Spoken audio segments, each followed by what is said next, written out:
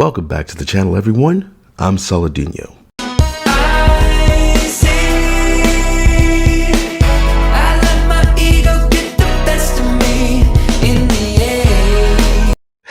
I keep saying this. I say this over and over. The black woman is the SJW mascot, the cancel pig mascot. Why? Because to feminists, to activists, the black woman is the antithesis to the straight white male. And they know if they put black women in video games, in comic books, they know that's going to annoy straight white men. It is not because straight white men are especially against black women. It's the kind of black women that they're putting in these spaces. Like, okay, so you have something like Forspoken. The actual actress is gorgeous, beautiful woman. And they don't necessarily uglify her in Forspoken. I was calling her Freya in another video, but it's Frey. They didn't uglify Frey, but they didn't glam her up. They didn't bring out her beauty. They dressed her drab and they made her annoying and obnoxious so she wouldn't be appealing. There was other issues with that game too, but they made sure that Frey wasn't appealing. So nobody was saying, oh, they hated this black woman character. They were just saying, we know that this is an agenda. We know that how she's going to act, that this is a political thing. Even the SJWs in the press were mad at that character because they didn't think that she went far enough, that she wasn't annoying enough, she wasn't black enough, and that she didn't deal with the black trauma enough. They could have done really good things with that actress and with the character Frey if they weren't being led around by black girl gamers, by these sensitivity readers, these feminists in the West who are doing this thing where they try to defeat the male gaze and annoy white men, but they're hurting actual black women in the process. So you look at something like Obi-Wan. One of the best things about the prequel trilogy is Ewan McGregor as Obi-Wan. They make this series, but they make it mainly about Leia and about this black third sister or second sister, this Imperial Inquisitor or whatever, named Reva. And she was one of the most important characters and one of the most powerful people doing all this and amazing stuff and affecting the actual canon. And she's played by this woman named Moses Ingram.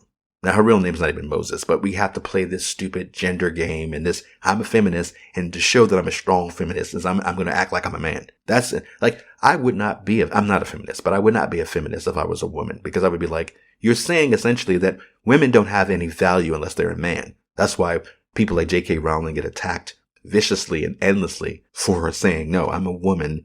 There's a difference between men and women.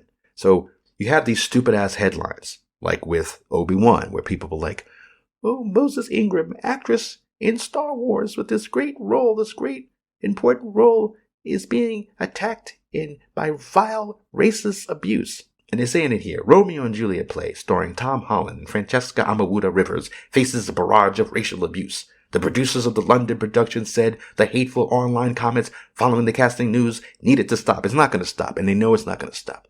And it's not even something to do to sell the damn play. From what I've seen, the play already sold out when they announced Tom Holland was going to be in it. If you put Tom Holland opposite Zendaya, people would be like, makes perfect sense. I don't have a problem with colorblind casting when it comes to Shakespeare. I don't think anybody really does, unless it's Othello. And maybe if it's like, especially today, if Disney made a Shakespeare production, they could put a cute actress as Juliet and people would still be mad because it's like, you're just doing this on purpose. There's no need to do this. You're doing this to push this agenda. You're doing this to annoy and irritate people. But it's one thing to do colorblind casting and another to cast somebody who looks like Gary Coleman as Juliet. Canonically speaking, I mean, she's 12, Juliet, but canonically speaking, never mind the fact that she's supposed to be 12. It was a different time back then. People were like dropping around 30 and 40. So, hey, we had to get it on and get it decided immediately. But besides that, canonically speaking, when Romeo sees Juliet, he falls in love instantly. I don't care how talented this woman is. If she's a woman, that's the thing. I don't want to be mean, but they put a kick me sign on this poor person. And they're talking about it being racial abuse, but no. They picked a person who looks like Gary Coleman, who looks like they're probably a trans woman. They picked this person to play Juliet. And I don't care how talented she is. When you're a casting director, it's not about, like that thing, and Ripa said this too, this thing about, they're just the best person for the part. They're the most talented person. Like they got there and they're reading of Shakespeare was just better than everybody else's. But it doesn't just come down to that. You also have to fit the role. Casting isn't just who's the most talented person. It's who fits the part. What they have, what you see in this person that makes them the best person for the role, for what you're trying to do. And if your agenda is something political, if your agenda is to antagonize and antagonize, then of course you're going to pick this woman. Seems like that's what's happening, especially in England right now. Is that everything they do is about antagonizing white people. The shit with Doctor Who and the casting of Doctor Who. And they had the little blonde white girl, for this first season. They've already fired her. They do this on purpose to antagonize people. Then they hide behind racial abuse. And the thing that pisses me off about it is I'm black, but they're literally putting a kick me sign on these poor people when they put them in these roles. They're making them the subject of this so-called racial abuse. They did it to Moses Ingram. They told her, you're going to have the most racial hatred you've ever seen in your life when we announced that you're going to be in this show. And it wasn't because she was black. It was because of how they do it. They don't just, like I said, they don't just put black people in stuff and just, they happen to be black. They look good. They're talented. They're shown off in a great light. They make them obnoxious. They make them hateful. They make them annoying. That little actress who played Angrboda in God of War Ragnarok, she's cute, but she's not right for the role. Now, nothing wrong with her acting, but she's not Scandinavian. She's clearly not Scandinavian. And even if she was mixed in real life and she was part Scandinavian, Angrboda isn't mixed and nobody's going to accept that at that time. Nobody's going to accept it. They did it anyway. And then they go, oh, well, you can accept blue dragons. Why come you can't accept the Black Norse god? You said, stop playing with us. Stop doing this stupid thing where you put somebody doesn't belong in that role. Nobody is saying that Francesca Amawuda Rivers can't play a Shakespearean part. Probably Richard III. Sorry. But the thing is, I was saying I was black earlier, but I don't know if I finished my thought. The thing is, I'm black. I don't like race swaps either.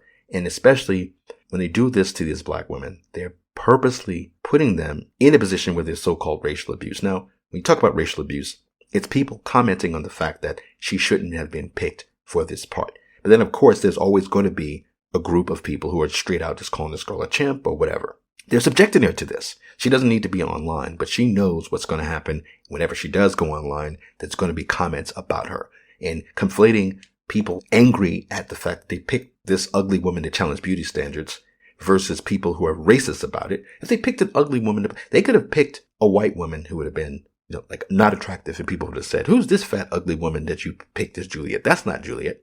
We would have found a way to complain about it. It doesn't have to do with race. They picked a black woman on purpose so that people could complain. And look at April O'Neil. They race swapped her in the Seth Rogen, Mutant Mayhem. And the guy who came up with the design for the character where she looked like a turtle. She looked like she had diabetes.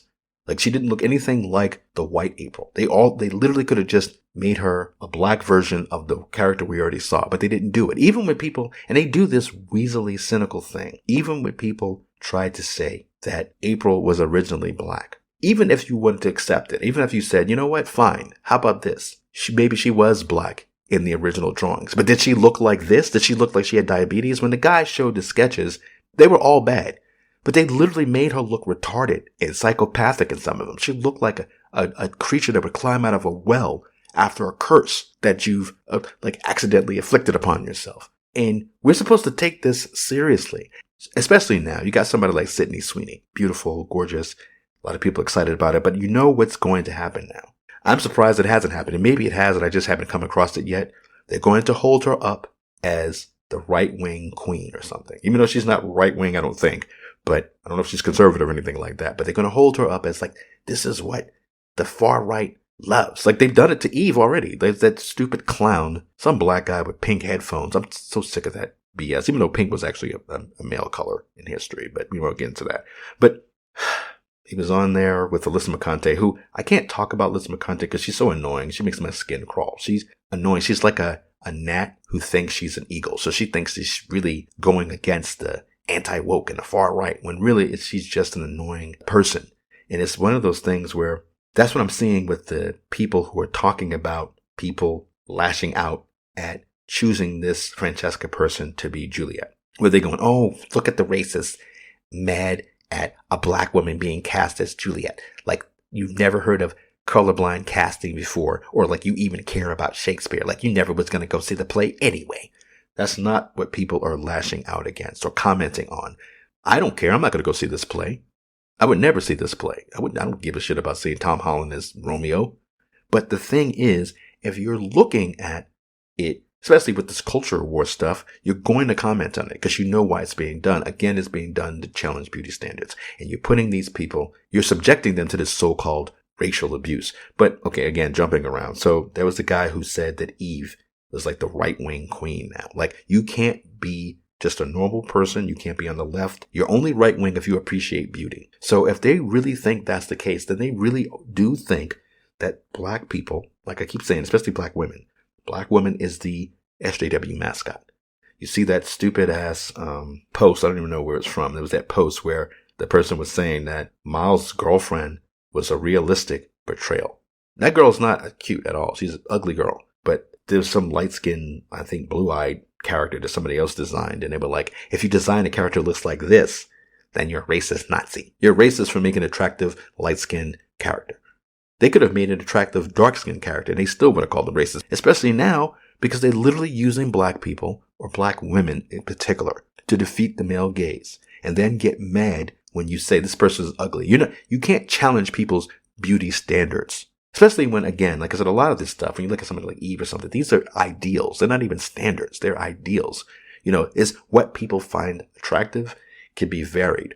But in a visual medium, you're not going to just sit there and get away with making MJ look like a trans woman and then get mad and say you're a misogynist because you wanted to see a better looking woman when you know the character actually is supposed to be a supermodel and a certified dime piece. These black people who participate in this stuff, the people who are defending it, like this idiot who was talking to Mercante on his videos or the show or whatever, talking about because Eve is attractive and gamers are excited about the fact that we get to see an attractive character again in gaming. All of a sudden it's a right-wing thing. They have to stop playing this game. Then he's talking about like her ass is made. So that's the thing. They talk about gamers being misogynist, but then he's commenting on this character's ass. And then for Mercante of all people to talk about somebody's ass being made when she literally looks like she smells like stale cigarettes and old hot dog water or something. This is just tiresome.